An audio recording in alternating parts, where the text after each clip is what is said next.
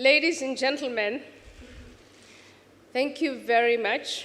I want to start by saying what an incredibly great privilege it is, a pleasure, an honor to be here. I want to thank Nicholas, a family man, a patriot, a cosmopolitan, an entrepreneur, a philanthropist, a feminist, and a champion of chivalry for everything that he has done for Chile, for humanity, I would say, and most specifically for making the work of academics on the right just a touch more glamorous than it usually is. I also want to express how thrilled I am to see my friend and inspirer, Richard Dawkins.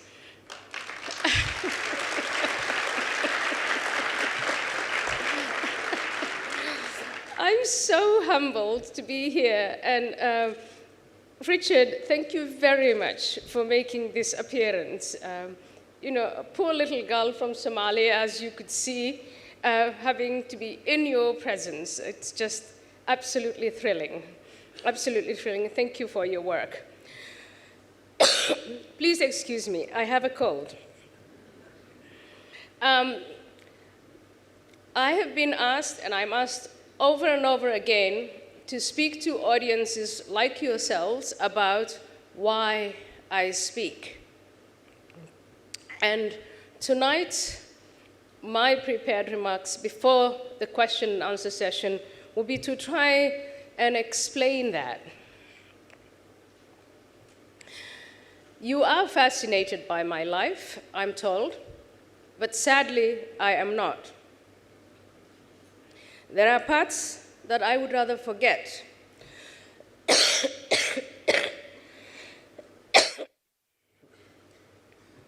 There are painful parts. There are parts of my life that are so dull, I don't want to think about them. There are parts that I have completely forgotten. I'm 49 years old. I'm going to turn 50 this year. That is half a century. You've just been watching pictures of Somalia. I don't know if the life expectancy in Somalia these days gets down to 50. That is how lucky I am. There are parts that embarrass me. And yes, while there may be some parts of my life that are useful to illustrate for my speaking engagements, I think I've told them too often. You hear that Ayaan Hirsi Ali speaks because of her courage, but nothing could be farther from the truth. In fact, I am the biggest coward that ever was. I squeal when I see a bug. I jump when I hear loud noises. And in my personal life, I am terrified of disagreements and dislike them. I hide from confrontation until it finds me. In short, I am not brave. I survived the childhood of a girl growing up in Africa, the childhood of a Muslim child, a Muslim girl. I was subjected to female genital mutilation in Somalia, but I'm not an exception. 97% of the girls in Somalia, according to the United Nations, are subjected to female genital mutilations, and the same applies to girls in Sudan and in Egypt and in Eritrea. Nothing exceptional there. My father forced me to marry a man of his choice, but that is also not exceptional. Millions of girls are forced into marriage. In fact, I was lucky enough to be 22 years old when my father came and told me that he had someone for me. When I was a teenage girl, as young as 14 years old, I saw my fellow classmates taken out of school and married off to older men, strangers. And some of those girls were not the first wife. They were often the second or the third or the fourth. I witnessed and I survived the misery of dependence for my existence on others. And not just for my existence, but for my subsistence. I watched my mother humiliated.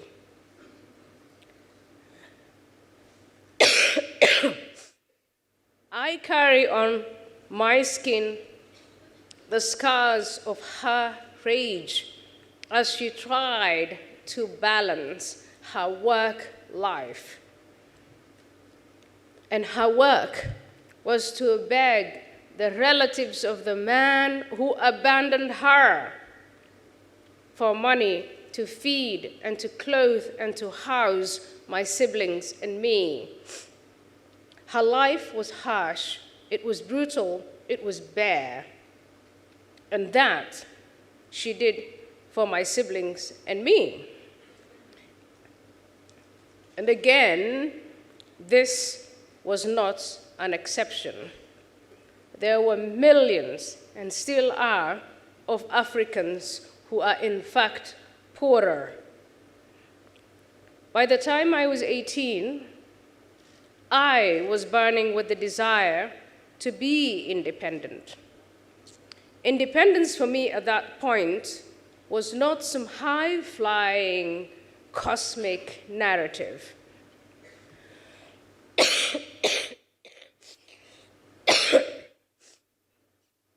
I just wanted to live my life in a way that was different from my mother's, that was different from the lives of my classmates, from my cousins, and the other women who toiled, who complied, who suffered, and then, paradoxically, passed the customs, the beliefs, and the practices that were at the root of their suffering onto their daughters.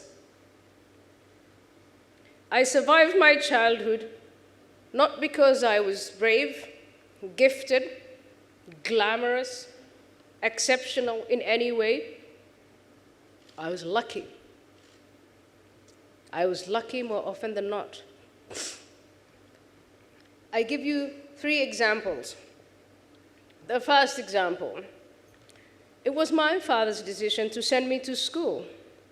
That is something that I cannot take credit for. The second example, it was the Saudi government's decision to deport my family in 1978, when I was only 8 years old.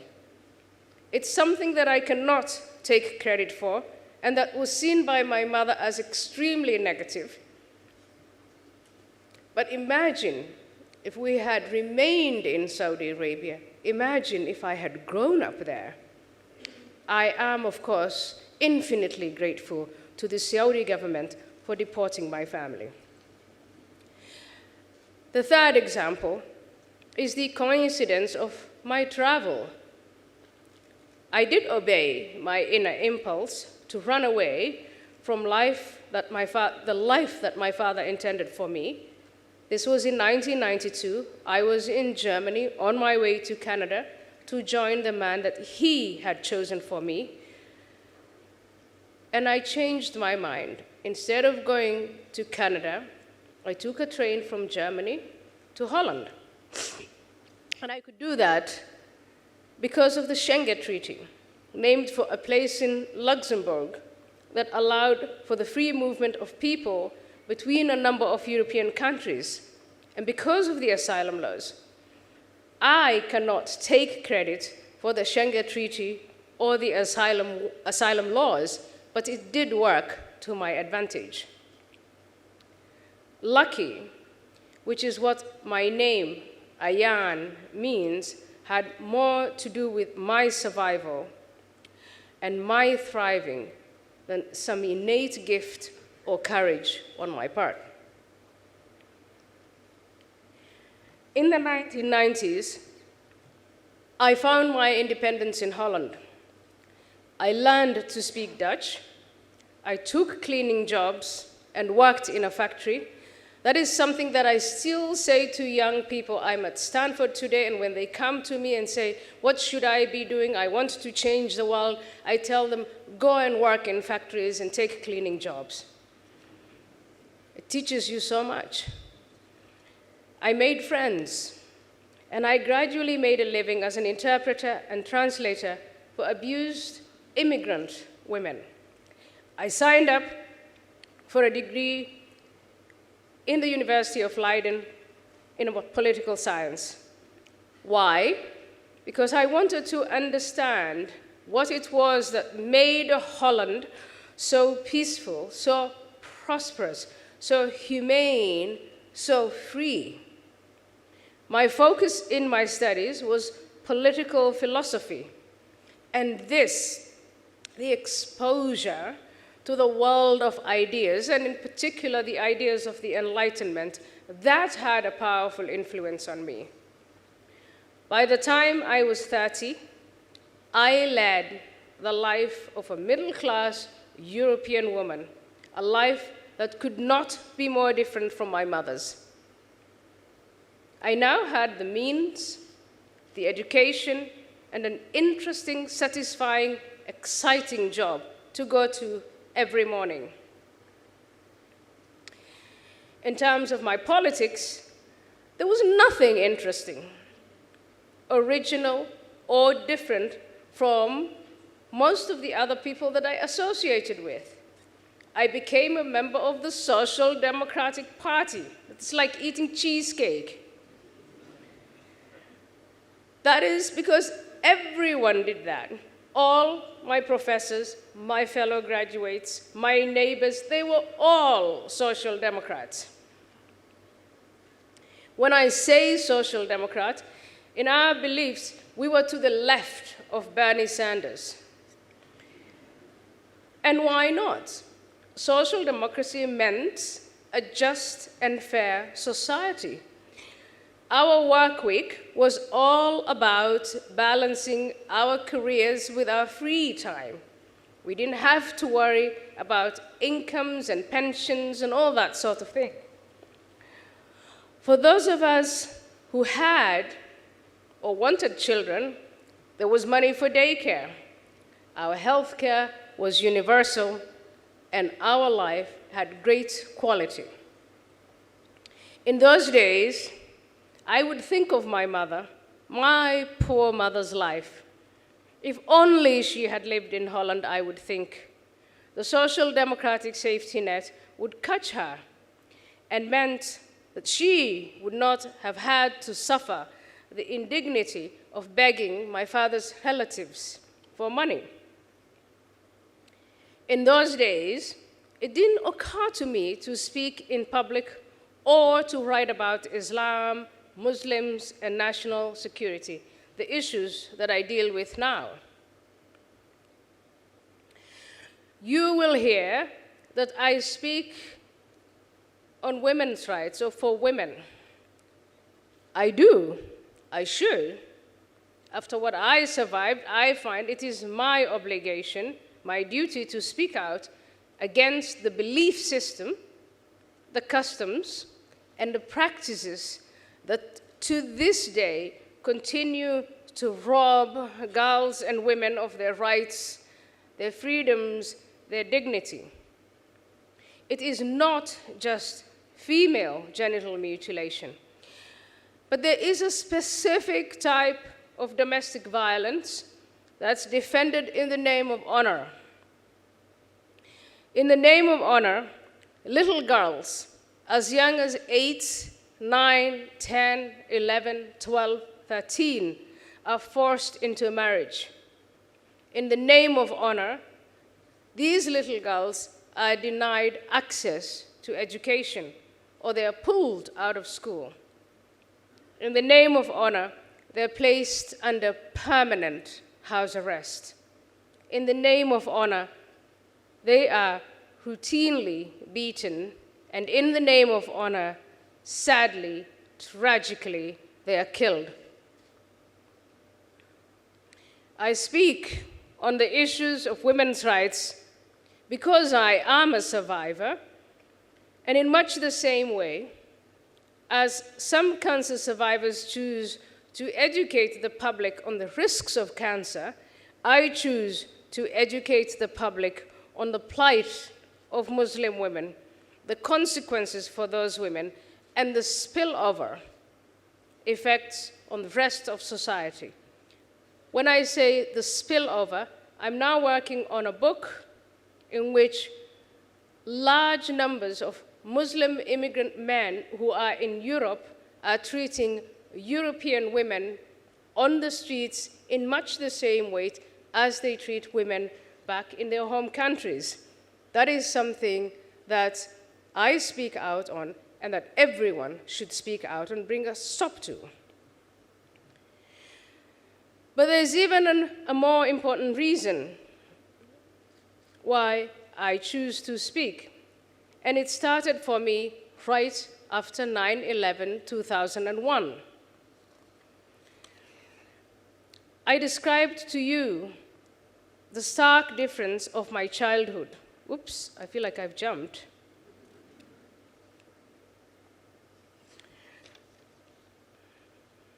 Nope, I haven't. I described to you the stark difference between the world of my childhood and the one I found in Holland. The perpetrators of the attacks on the United States on 9/11 died and killed for an ideology that was determined to destroy the way of life I and millions of others enjoyed and continue to enjoy in free societies. They represent an ideology that has its foundation in Islam, the religion that I was raised in. 17 years ago, my first mental challenge was to acknowledge this, that the agents of political Islam, when they referenced the Quran, the holy book of Islam, which I regarded as our holy book, and the Prophet Muhammad, the founder of Islam, whom I regarded as the most honorable of all human beings, were accurate. I started going through some of bin Laden's writings to pick up the Quran when he referenced from it, and to my shock, I found that, in fact, his citations were precise. The ideologues that inspired bin Laden, like Sayyid Qutb, referenced not just some verses of the Quran, but the lifestyle and the legacy of the Prophet Muhammad. So as a young woman of only 31 years old, I first had to come to terms with the plain but extremely painful truth that what I called my religion was not being misinterpreted, misused, or misunderstood by the men who sought to replace the Constitution of Liberty with the Constitution of Political Islam. As a teenager, I was a member of the Muslim Brotherhood. And back then, in the weeks right after 9/11, I was reminded of that membership. Back then, I believed that Sharia law or Islamic law was the highest and most just law, and that it was superior to any kind of man-made legal system. I believed in jihad. Sometimes, when I went to a mosque, I cupped my hands right after prayer, and I said, Ameen, like everyone else around me, when the Imam prayed for the annihilation of the Jews and the destruction of America and the destruction of Israel and the destruction of the infidels. I sat there, cupping my hands and going, Ameen, Ameen, like everyone else. In those weeks after 9/11, I had to come to terms with the differences, the radical difference between who I was as a teenager and who I had become as an adult. With the conscience of an adult, with the education I enjoyed at the University of Leiden, with the lifestyle that I was leading, and now with the knowledge of the political philosophy of freedom, I could no longer view Muhammad as my moral guide. I found much of his legacy immoral. Now, when I thought of Sharia law, I shuddered. Nobody forced me to speak out. I could have gone on with my comfortable life. I could have, like many other Muslims, argued that I lead a peaceful and productive life and I have nothing to do with misogyny and the violences that are carried out in the name of my religion. I had to speak out. If I speak out, it is because when Sharia law is applied, this is what they do. Look at Iran, look at Saudi Arabia, look at parts of Nigeria, look at Indonesia, look at Pakistan, look at what ISIS did in the past years. That is Sharia law. That is Islamic law in action. I speak out because homosexuals are thrown from tall buildings. I speak out because when people in prayer say, annihilate the Christians, annihilate the Jews, when they do get government power, that is exactly what they do. And they do it in the name of Sharia. I speak out because when Islamists say a husband may use force against his wife, when they come to power, they implement that. They groom young boys and young men to use force against girls and women. Now, I want to emphasize that it is not all Muslims who are violent or misogynist. I want to emphasize that it is not all Muslims who believe in cruel and unusual punishment. It's not even all Muslims who support Sharia law. I call those Muslims who do support Sharia law the Medina Muslims, because they invoke Muhammad, the founder of Islam, during his time as an empire builder in Medina, where he and his small militia converted people to the religion of Islam, Muhammad's religion, by the sword. I believe that the vast majority of Muslims prefer to accentuate the spiritual aspects of Islam. I call them Mecca Muslims because when they speak of Muhammad's influence on them, they only speak in terms of spirituality and religion. But the problem is that the Mecca Muslims do not challenge the political claims of the Medina Muslims. They do not dare to, because they do not dare argue or stand up to the infallibility or the claims of infallibility of Muhammad. Now, there is a growing number of Muslims, individuals, and they live as minorities. They are not satisfied with the status quo. They're standing up to the Medina Muslims, and their goal is to transform their own Muslim majority countries. But they have to stand up to the Medina Muslims. And what is the goal of the Medina Muslims? The goal of the Medina Muslims is to transform all Muslim majority countries into Islamic theocracies and to use Muslim immigrant minorities as a beachhead to Islamicize societies, even free ones.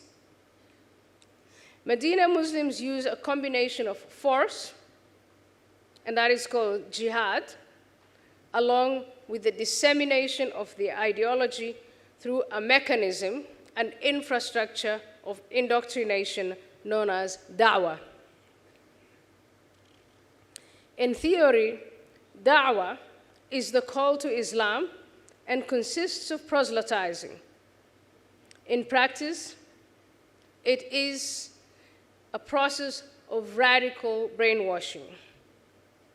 Dawah advocates the use of missionary cover, relief work, education, cultural activities to advance the political agenda. And arguably, the mosques and the madrasas, I have learned in my period here that there is a mosque established by Saudi Arabia here in Chile. Mosques such as these that are funded by Saudi Arabia or Qatar are examples of da'wah on your shores. The agents of da'wah target the individual, the family, the education system, the workplace, the broader economic society as a whole. The most ripe targets are the disenfranchised member of society, young men in prison, those in poverty. Their goals are just as totalitarian as the communists and the fascists of the past, but they enjoy much greater protections than the totalitarians of the past because they appear to be engaged in religious activity. Indeed, their efforts are sometimes supported and subsidized on grounds of religious freedom. The upheaval we see in the Muslim world today is not solely due to despotic political systems.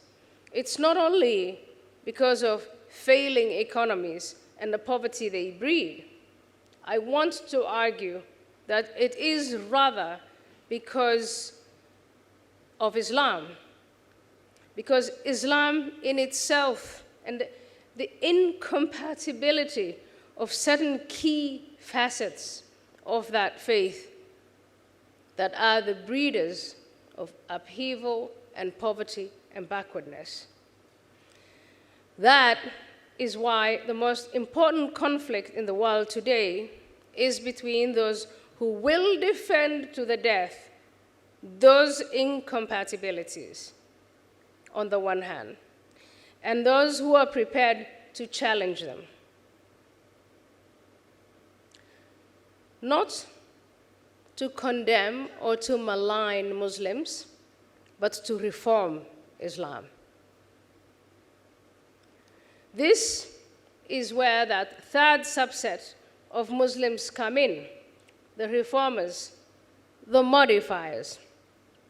This small but growing group openly question the political aspects of Islam and at least some features of Sharia law. In my book, Heretic, I describe these reformers, men and women, young, old, clerics, and ordinary individuals. In the West, we don't really know their names. In the Cold War, the West celebrated dissidents such as Alexander Solzhenitsyn, Andrei Sakharov, and Václav Havel, who had the courage to challenge the Soviet system from within. Today, there are many dissidents who challenge Islam. Former Muslims like myself, and reformers. But the West either ignores them or dismisses them as not representative. And this is a grave mistake.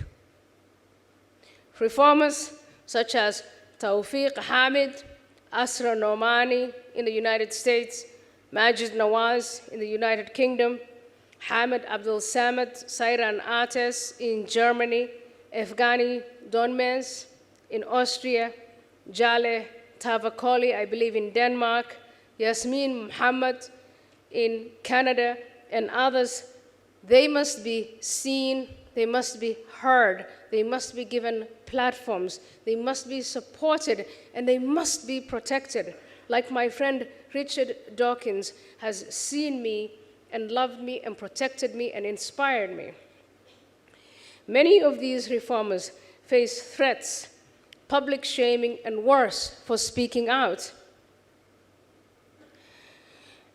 This is not in Iran, Egypt, Turkey, Saudi Arabia. These people are threatened by the propagators of dawah in liberal societies like the United States, Germany, the United Kingdom, and Canada. There was a debate in the United Kingdom on whether to take Asia Bibi, the Christian woman who was persecuted for blasphemy in Pakistan, because there is a large Pakistani community in the United Kingdom who might kill her. Think about that. There is some irony in the fact that anyone who publicly doubts Islam's peaceful intentions is likely to be threatened with violence. For the world at large, the only viable strategy for containing the threat posed by the Medina Muslims is to side with the reformers and to help them do two things. First, it's to identify and to repudiate those parts of Muhammad's legacy that summon Muslims to intolerance and war. And second, it is to help them to persuade the great majority of Muslim believers, the Mecca Muslims, to accept this change. For too long, we have confined ourselves to countering violent extremism. We must stop not only the violent entities like Al-Shabaab. I don't know if you saw the news today, but my fellow Somalis, organized under the banner of Al-Qaeda, attacked people, innocent people in Nairobi, and of course mayhem.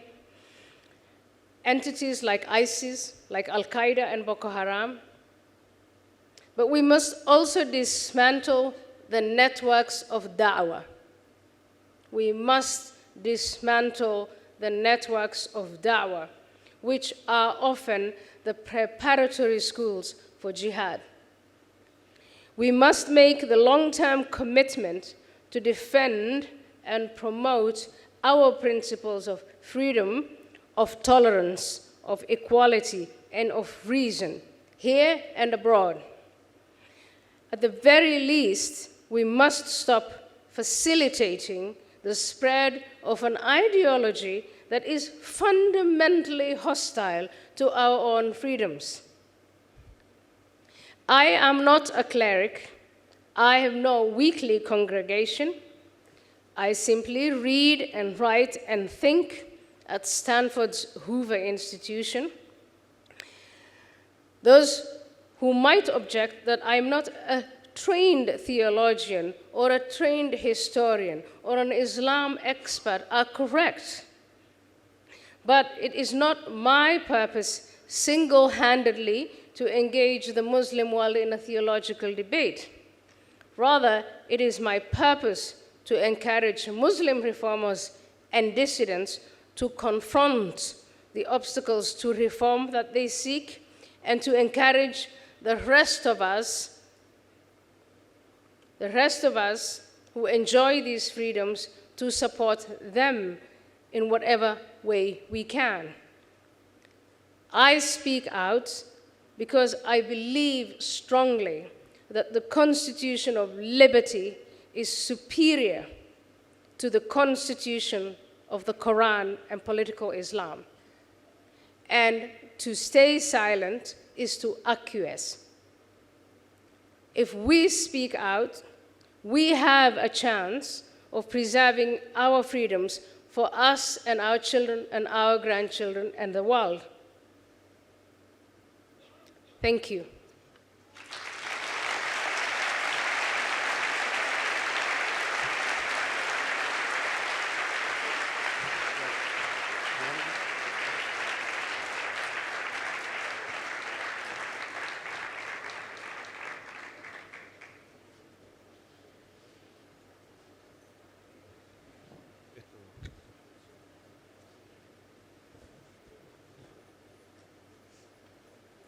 Okay. Are you there? Okay. I don't know. It's working, yes. Okay, thank you, Ayaan, for this wonderful and moving speech. I think that nobody in this room can be indifferent to your life and to your ideas.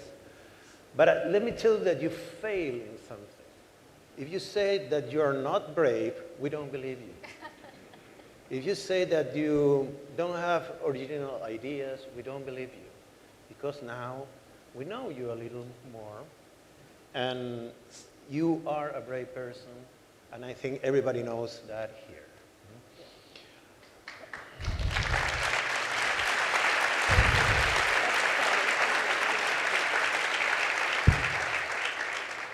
With you, there is always a temptation to talk more about your life than about your ideas.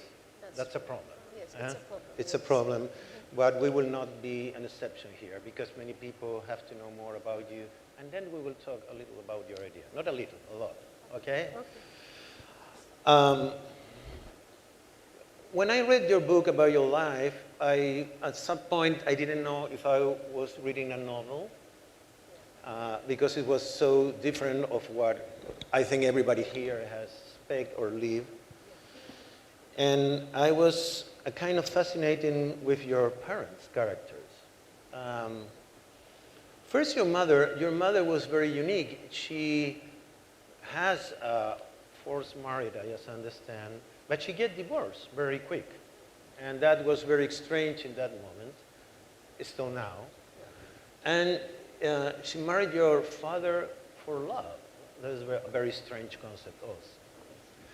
Your father, by the way, was a very active man.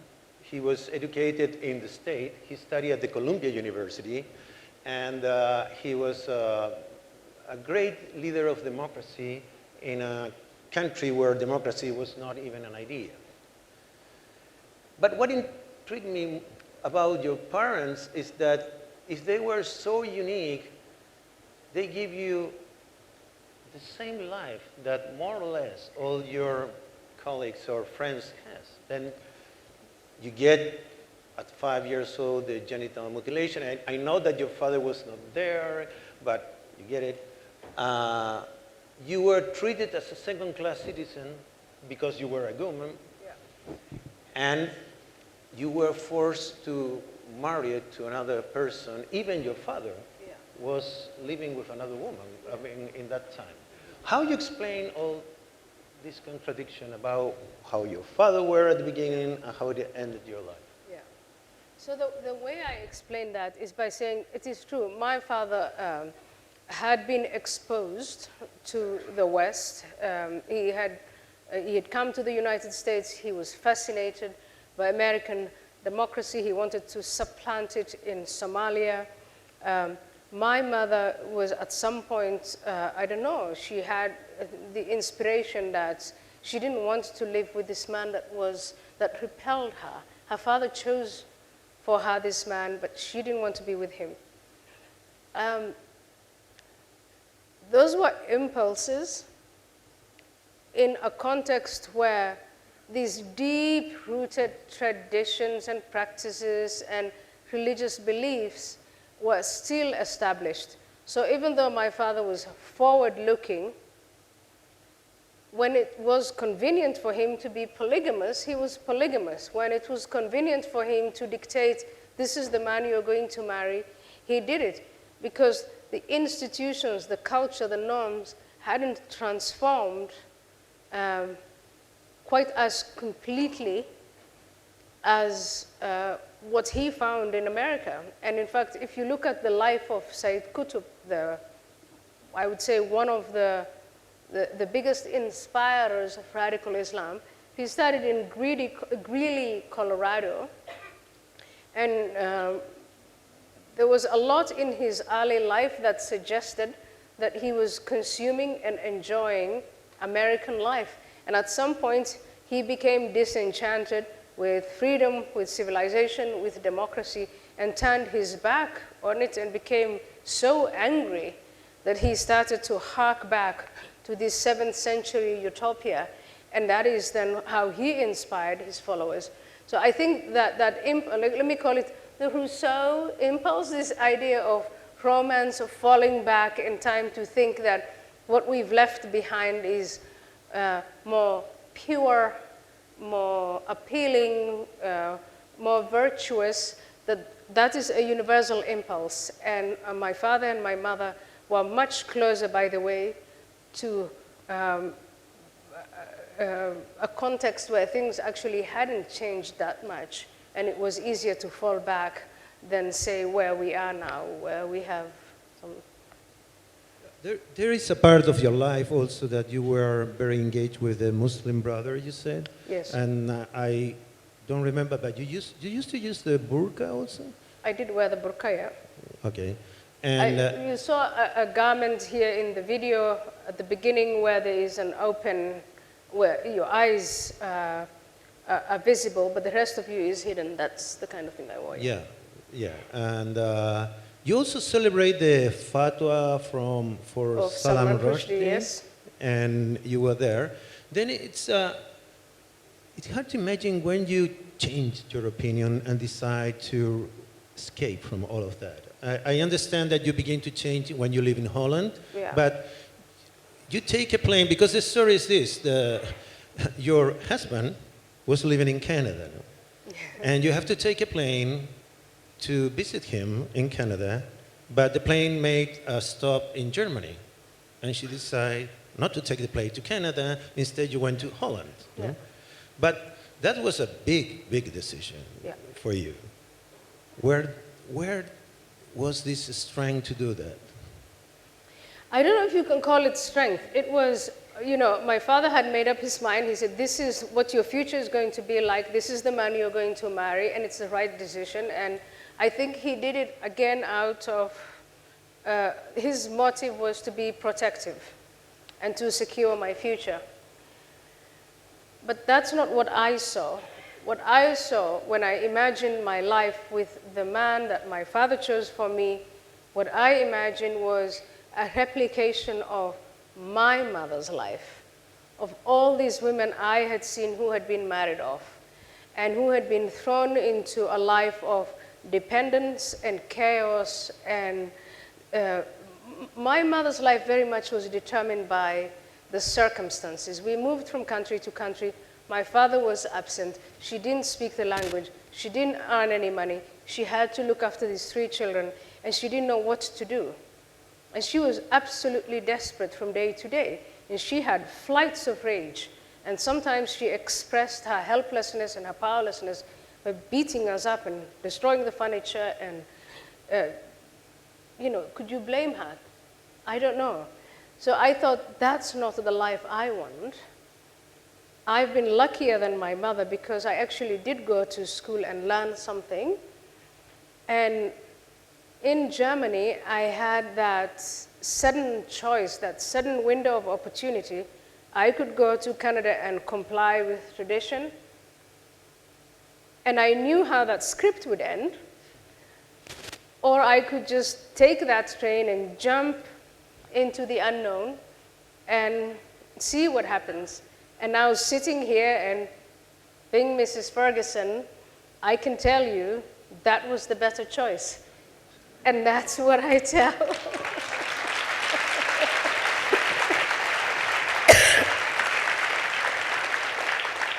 Nicholas, we will have to tell Neil Ferguson about that, no? Being Mrs. Ferguson. Okay, Mrs. Ferguson. Well, Mr. Ferguson doesn't beat me.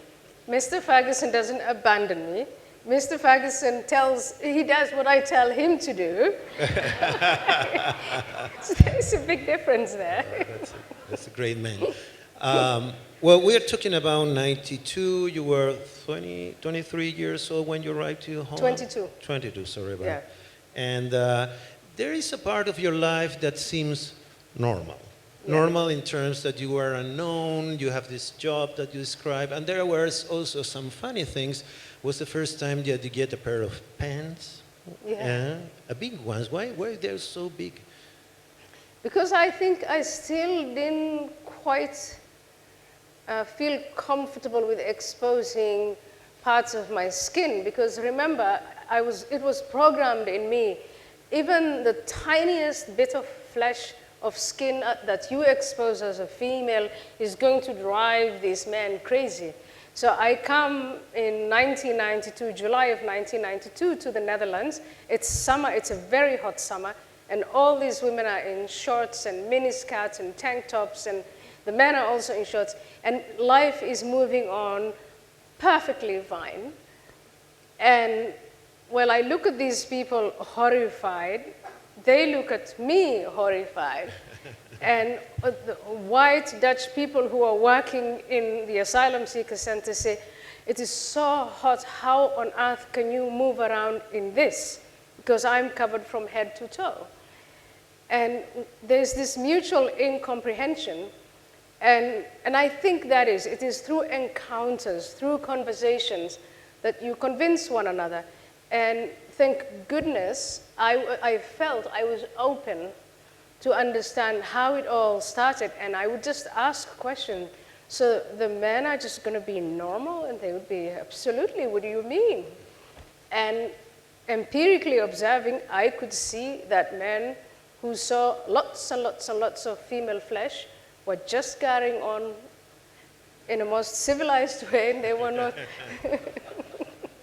Well, you have to read the book, but there is some story for your first visit to a pool, and you see people in swimsuit, or your first visit to a pub, Yeah. Things like that. But you have to read the book for that. But can I please, Andreas, just point out to those who live in Europe today, that incident where I'm looking at these men and thinking, okay, heavens, they're okay, they're doing nothing. Now there are the young boys and men who were raised in Muslim-majority countries who have been told you can't control yourself. You see a female, you jump her, and they're coming from Afghanistan, from Somalia, from Eritrea, from parts of the Middle East, and that's exactly what they are doing in Europe. And the European men, governments, people in the media are looking at them and either making excuses or saying, oh yeah, they come from war-torn countries, or they're saying it's the odd man out. But they still don't want to face this cultural difference that if you raise men like he-goats, they behave like he-goats. That's great. Yeah, can't say that. That's your book in where you're... Yes, that's okay. the subject of my next book. You mentioned 9/11, and it's the time where you you decide to speak out, more or less. And one of the way you speak out was this film called Submission, that you work with Theo Van Gogh. Yeah. And the consequence was tragedy. I mean, Theo was murdered, and in his body, I understand, they put a letter in where they say that the next will be you. Yeah. And for that time, your life changed forever, I think. Assume that you cannot live a free life as we understand. You have to go with bodyguards. You have to move from one country to another. And how is this feeling to live in constant danger? So first of all, the threats against me started in 2001 and 2002, and from 2002 November, when I went back to the Netherlands, I was in the US, went back to the Netherlands, I had 6 men from the Secret Service with me at all times. There were periods when I would have 2 men, periods when I would have 4 men, but 6 men. And I always want to point out that the threats against me didn't start after Theo van Gogh was killed, and the constraints to my life didn't start then. In fact, I am alive because I had that protection and because Theo did not have it. That is the practical point. But the not so practical point is the Netherlands prides itself on being the foundational country of freedom, of tolerance, of critical thinking. And what Theo van Gogh and I were doing was we were engaging in that, traditions-long practice of Holland. You have an intolerant set of ideas, you scrutinize them, you mock them, you make films, you make art about it. That's exactly what we were doing. We did that. Theo van Gogh was killed, and all of that went away. Submission, the film was removed from museums, from anywhere where it was going to be shown. Hate crimes were introduced, and to this day, it's extremely difficult to have a conversation, a critical conversation, about what these radical Islamic set of ideas means in practice. Okay, anyway, submission is in YouTube. Everybody can see it if they want. Yeah, it's on YouTube, but I mean, it's because if they want to see it. Yeah. Talking about critical thinking, we talk a lot about the threat that you have from the Islamic groups, some of the Islamic group. Well, I want to make but it's strange me more what happened with people from the Western world. And I want to remember you another example that happened in 2014 when Bradley's University decided not to give you an honorary degree that they have offered you, and they have offered you to speak at the commencement of that year, because some professors and some other people decided that you were not appropriate, your ideas were not appropriate. Then in which moment this liberal community or these big institutions that are supposed to teach about critical thinking, the freedom of speech, became so timid about the Islam and other ideas? Why is this happen? Yeah, what is happening? What's happening? So there is a phenomenon in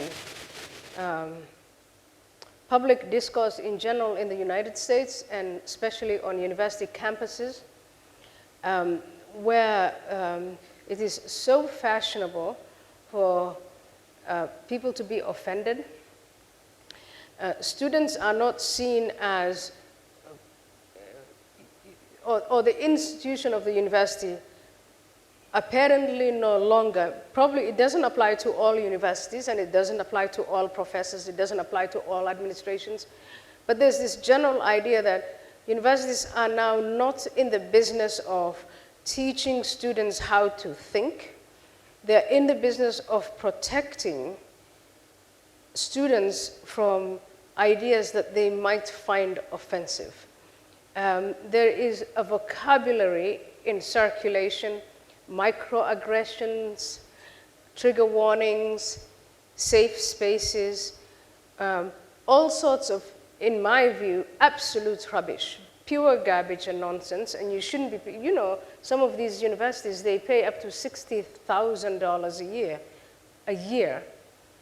And if that is what your child is being exposed to, then I think people shouldn't be paying for that. But what I can say on an empirical level is this is what is happening in the United States.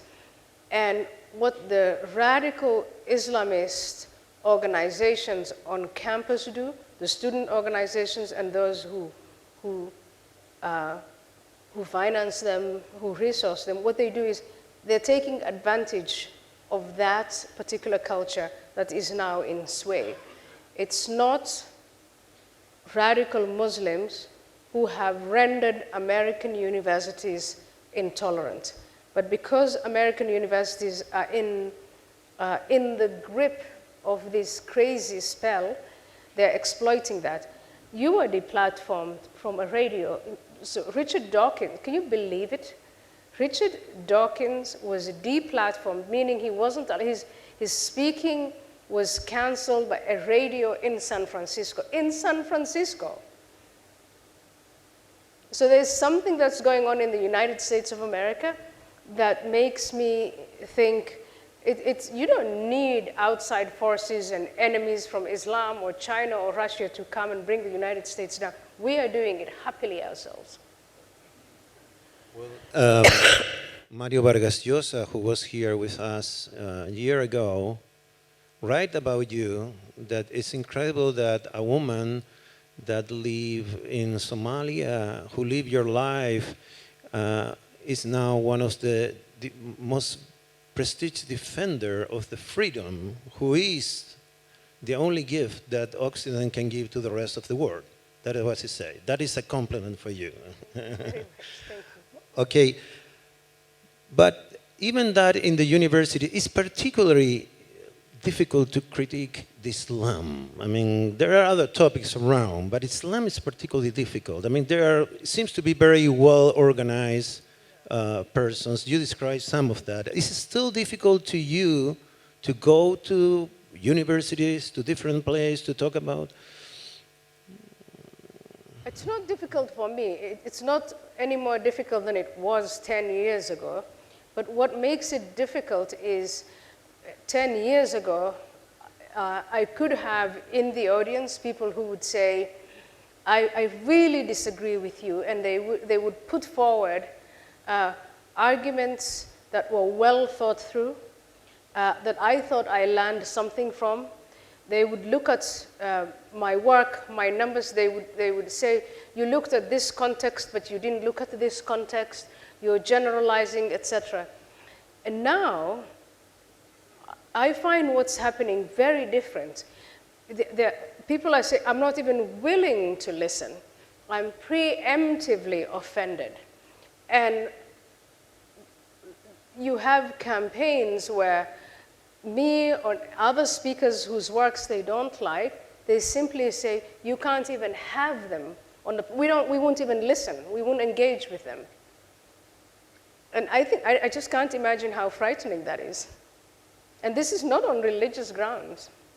And the people who use this language, who deplatform people, who silence, they're using the vocabulary of human rights. They're saying that it is their human right to demand that a speaker not come. Why do you think Islam is still popular in some groups, especially young people? Yeah. Why is Islam?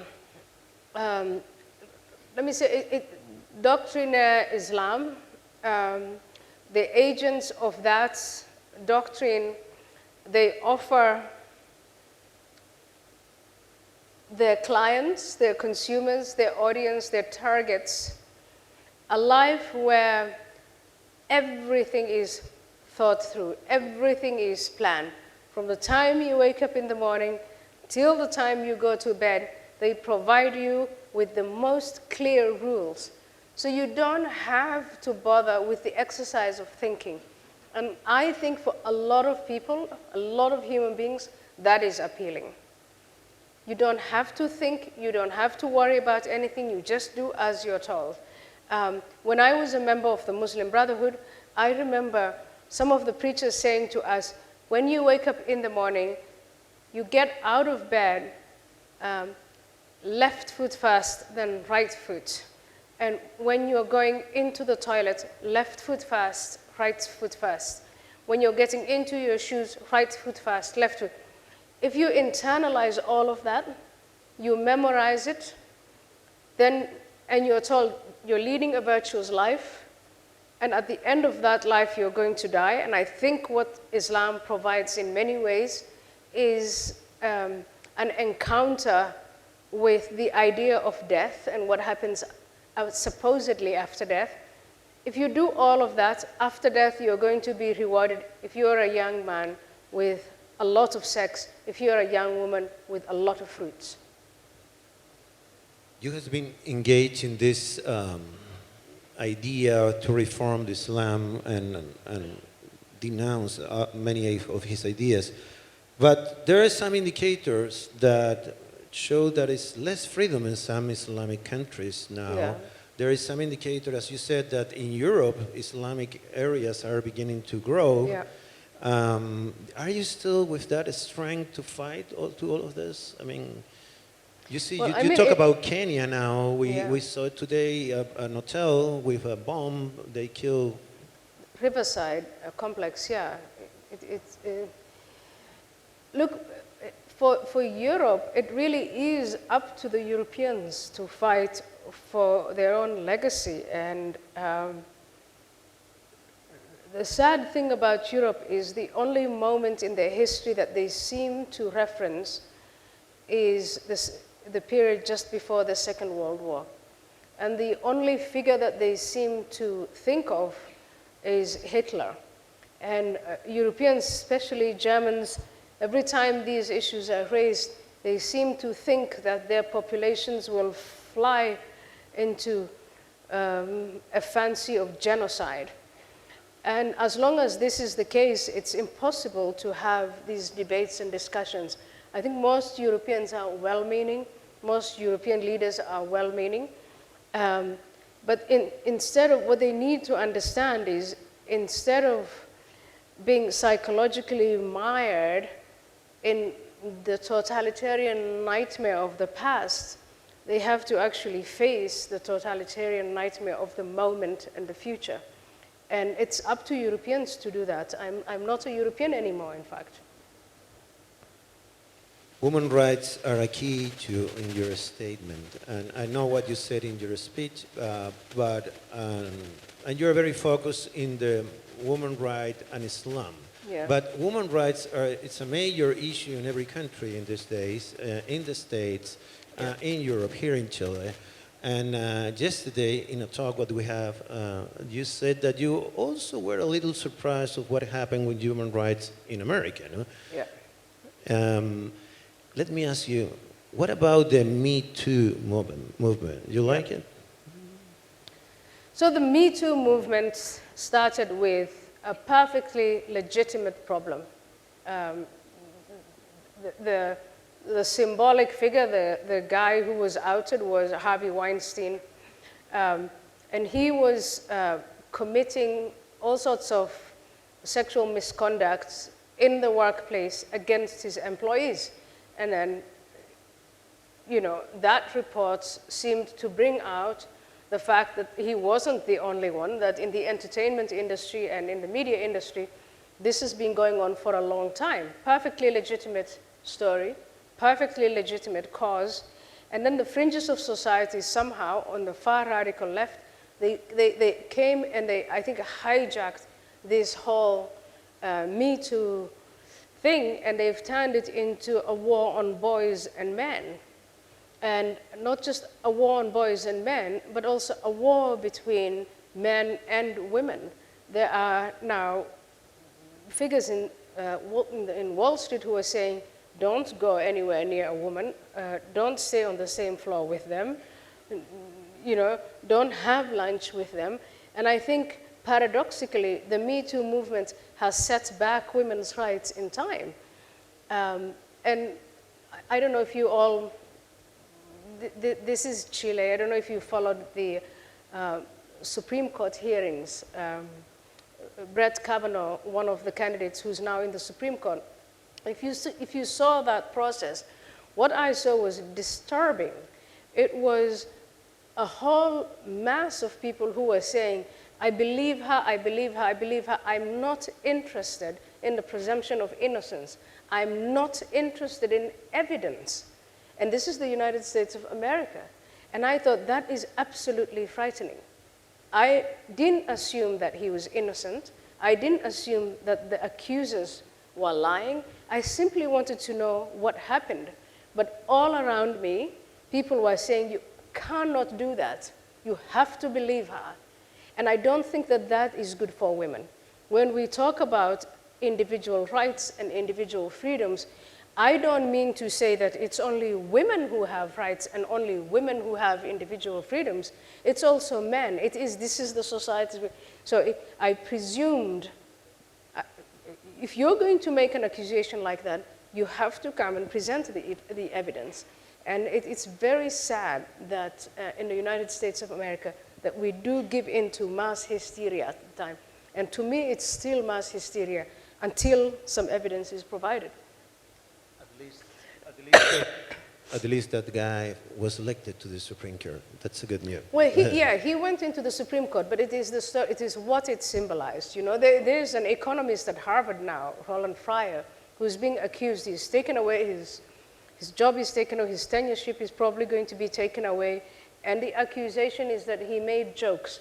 It creates this Me Too thing has created a toxicity between in the relationship between men and women. We have to finish. I will take a risk. Yeah. You think Richard wants to ask a question to you? It's too rude? I don't think so. Can I give you the mic? I am curious. You are curious.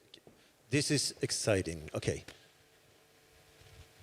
I am curious why the so-called liberal left is so soft on Islam and so hostile to people like you. It seems to me to be that you have made enemies among the people who ought to be your friends. Yeah. Richard, as you know, that is because the liberal left is now more left than it's liberal. They have abandoned classical liberal principles. They have abandoned the principle of the presumption of innocence. They have abandoned the principle of life and of liberty, of reason, of critical thinking. They think now in collectives, in identity politics. It's all about groups. They want to divide society into groups that vote them into office. That is the way I think that the left, most of the left has now become far left. The Democratic Party in the United States is now moving so far left, it is frightening. As you know, in your own country, Jeremy Corbyn, you know his principles. That is not in the least liberal. It has nothing to do with liberalism. And I think that is where that unholy alliance comes from between the Islamists and the left, because they care more about the collective. They care more about coming into power and staying in power than that they care about individual liberty. They don't care about science. They don't care about the things that this organization stands for, the things that you and I stand for. Great. And now Nicolas has the last question. You don't want to ask? I just want to tell you one thing. You read a lot of books. I mean, you were living in Somalia or Saudi Arabia or Kenya even, no? But you always mention the books that you read. That was important for you? Books were important, absolutely. Books are still important. I think that it's probably a cliche to say that the path to emancipation, and especially to the emancipation of those who are deprived, who are underprivileged, it is through the path of books. It's through reading, it's through education, it's through information, and it is through engaging with ideas that are disturbing, ideas that are provocative. That, I think, is the path to knowledge and happiness. Great. Well, Ayaan, Ms. Ferguson, Yeah. thank you for being here, and luck, very good luck with your fight. Thank you very much. Thank you. Thank you so much. Thank you. Thank you so much.